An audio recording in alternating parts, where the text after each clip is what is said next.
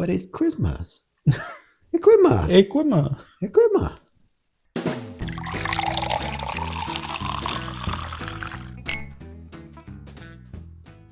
Hello, welcome back to Bourbon Theory. I'm Bill. And I'm Josh.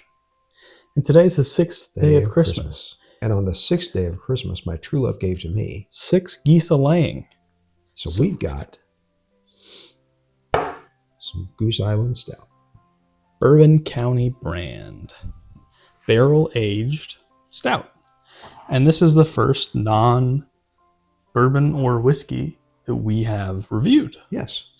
So you can tell that we were stretching. So this is the Backyard Stout, is that right? No. This is just 2022 Bourbon County Stout. And it actually says that it develops in the bottle for up to 5 years. Huh. Yeah, it says it right there. Develops in the bottle up to 5 years. Interesting. Very interesting.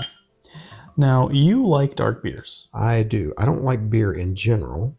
No, you do not. And it's probably because of the barley, because I don't like a lot of malted barley. Yeah. But if you do drink something, it's usually a red ale or a stout, or what's the other one? I do like, now I'm going to draw a blank. Golden ales? Well, I guess a bit, but what I really like is out of Wisconsin, and it's only sold in Wisconsin. Spotted Cow. Spotted Cow. Yes. I do like some Spotted Cow. Those are pretty good. And I do tend to buy some and bring it back with me when I'm in Wisconsin. Oh, I still have some. I do too. Okay. Just in case you were out. And I will be picking some more up in December when some. Ooh, this smells like chocolate. Yes, it does. This smells like dark chocolate. Wow. So the notes on it are notes of vanilla, toffee. I get that toffee. Chocolate, burnt sugar, and dried fruit.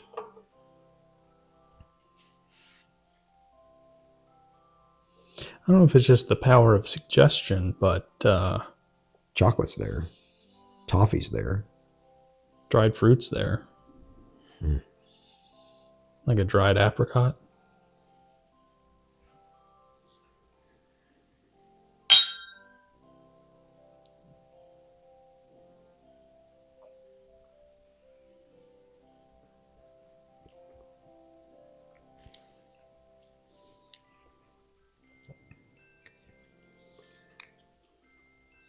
Let's see, beer after liquor, never sicker.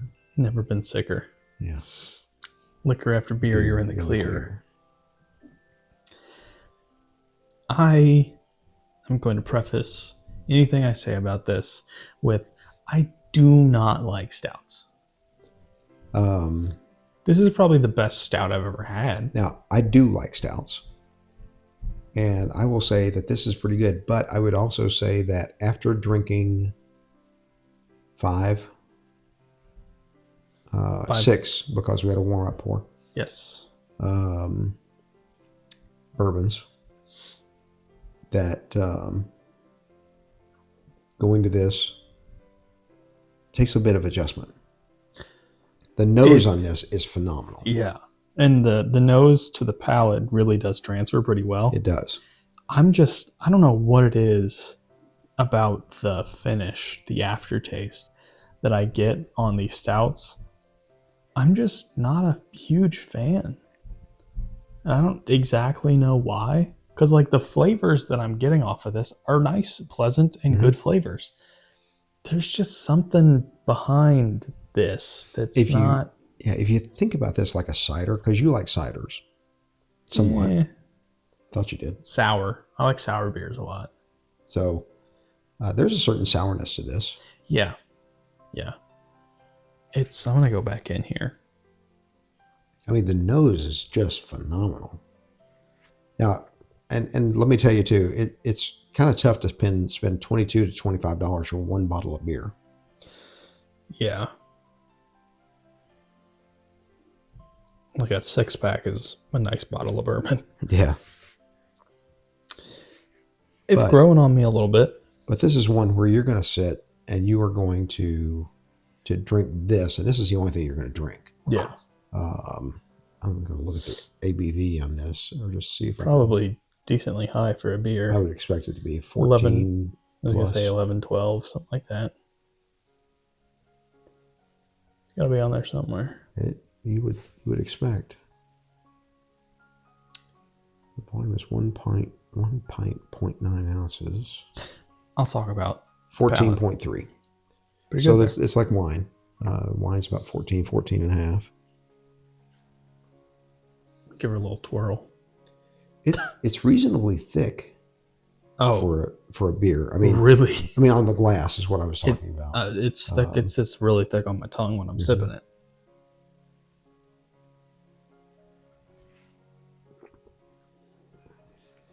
It's growing on me. But if I'm going to drink a beer, I like a Pilsner. I like a golden ale. Something light and a little more refreshing. This is heavy. Yeah. Without a doubt. I'm not a big fan of heavy liquids. But it's Christmas. Equima. You used to do that when Ashley, my little sister, and I were kids, and we died laughing. Merry Christmas. Merry Christmas. Merry Christmas. Or the famous meme, Happy Chrysler, Merry Chrysler, Happy Crisis. That video is so silly. The things we thought were funny. Yeah, that's still funny. I tell people that on a regular basis. I give somebody anything, I'm like, Merry Chrysler. Hope you can put the cap back on that, or we can seal that. You got some parafilm, you can put that on there. That's true. I can put some parafilm on it. Yeah, because I'm definitely done after this. That is yeah. I probably won't finish that. Real thick. I just don't like. I'm just going to parafilm it. Yeah, I just don't like this kind of drink. Actually, this is a great example. Great of opportunity parafilm. to parafilm. It's show you what it is. So parafilm is a scientific grade sealant. It's used to seal beakers in labs. So it's kind of like cling wrap. Yeah, except for it's much better. Yeah, like a pretty heavy duty cling wrap. We actually have quite a few bottles. We should probably be parafilming at this point. It's kind of expensive, isn't it? It's really not that bad. Here, let me just bring it over here with me so you can kind of see what camera. What it looks like. I'm gonna keep sipping. We haven't talked about the palate much. Chocolate. So it's on a roll in a box. My cutter here is not the sharpest in the world. You want mine? I need to replace the blade. Plus, this stuff is not the easiest thing to cut. There we go.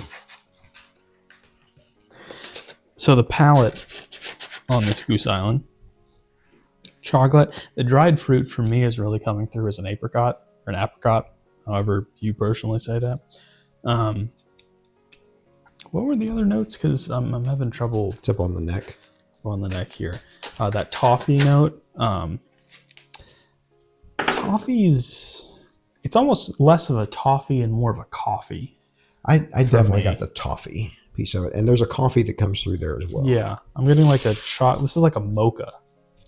So the thing about parafilm is that you put it on and it pulls and it stretches. And so you put it on there and you pull it down and it stretches. And it also doesn't really impact the label, any labeling on the bottle. So you pull it down and you just kind of wrap it in and around and put it on itself. It's very thick. It is very thick. So that stretching you're not creating any holes or anything like that. It's incredibly thick. Pulling it around, putting it on itself, and then just sealing it down. So it's a bit like the Saran wrap cling wrap. I didn't already say that or anything. Yeah, I know. I was just reiterating. And then you can kind of mold it to the bottle. And so if you get a bottle of bourbon or whatever that is beginning to, let's see if I've got one. No, that's not it. This one's bad. Yeah. I'll bring this over to the camera for you. I've got a bottle that has has it on it. Has had it on it for years. You can see how that cork is really eroding around that. It's a little harder to see on camera, but you can see this cork, when it started its life, fully went into that bottleneck. And if you really look closely around the sides of the end of it right there, before it starts to taper off, it is not touching anymore. That cork is eroding and fading away. And then this is a bottle from... Oh boy. This That's was old. We haven't shown this one. This was barreled in 1936. This is a old Shinley rye, and it was barreled in 1936. And I was gifted this many years ago, and so the cork is still there, is still intact in the top, but there is nothing to pull with. But I wanted to seal it. And so I've got it on there, and it's protecting not only the juice itself, but it's also protecting all the labeling that's around it, including the tax strip. This is crazy old whiskey. Yeah. So this was barreled in 1936. It was bottled in 1940. I believe that's correct. This is pushing 100 years old. Yeah. Yeah. That's so almost, this was 3 years past Prohibition. That's almost worth just leaving it for 100 years and popping it open after. Yeah. So that's wild. And that is some dark juice too. Yeah, it is. Yes, it is. And the we'll get into it more, but one of the people that's on the board of directors for Shinley is A.B. Blanton. So Albert Blanton, that became the name for Blanton's. Yep.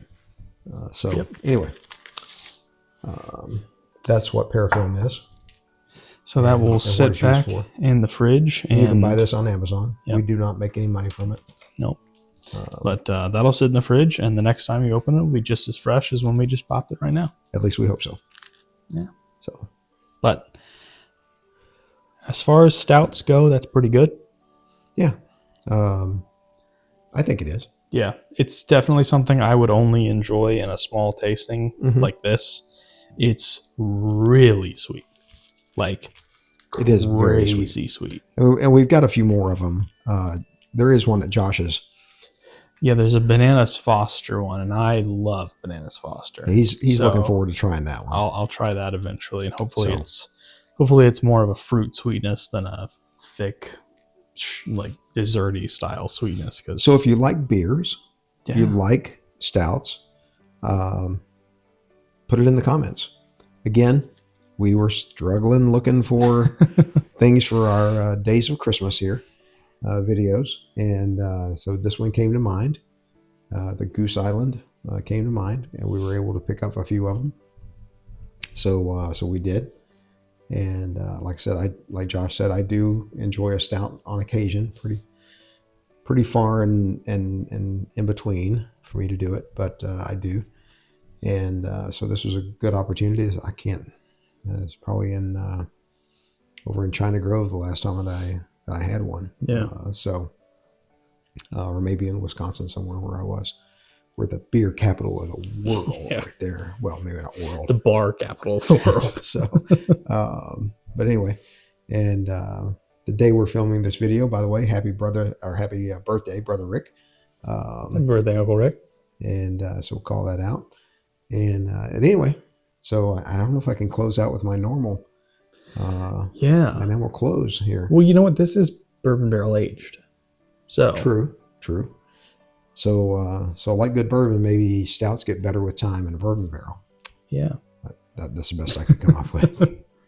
And as always, guys, take care of yourselves.